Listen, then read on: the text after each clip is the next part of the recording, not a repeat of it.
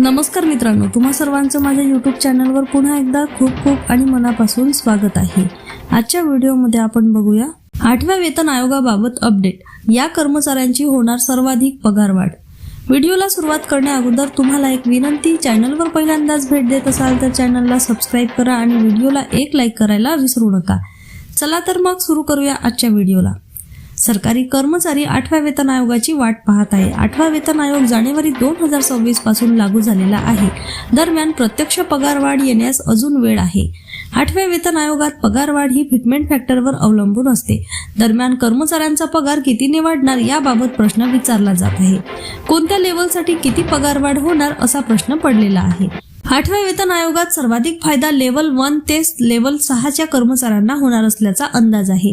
याच सोबत महागाई भत्ता कितीने वाढणार याकडे सर्वांचेच लक्ष आहे। 8वा वेतन आयोग 2026 पासून लागू झालेला आहे।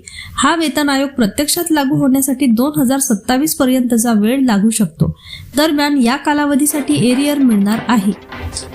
7व्या वेतन आयोगात 14.27% पगारवाढ झाली होती। त्यानंतर आता 8व्या वेतन आयोगात पगारवाढ 18 ते 24% करण्याची शक्यता आहे। यामध्ये फिटमेंट फॅक्टरची महत्त्वाची भूमिका असणार आहे। 7व्या वेतन आयोगात फिटमेंट फॅक्टर 2.57 होता, त्यामध्ये बेसिक सॅलरी 18,000 रुपये होती आणि आता 8व्या वेतन आयोगात फिटमेंट फॅक्टर 1.90 ते 2.08 होऊ शकतो। त्यामुळे पगारवाढ चांगली होऊ शकते। तज्ञांनी दिलेल्या माहितीनुसार फिटमेंट फॅक्टर 1.92 होऊ शकतो।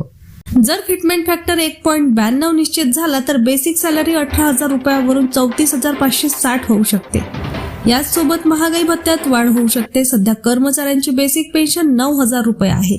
8व्या वेतन आयोगात ही पेन्शन 15,000 ते 20,000 होण्याची शक्यता आहे।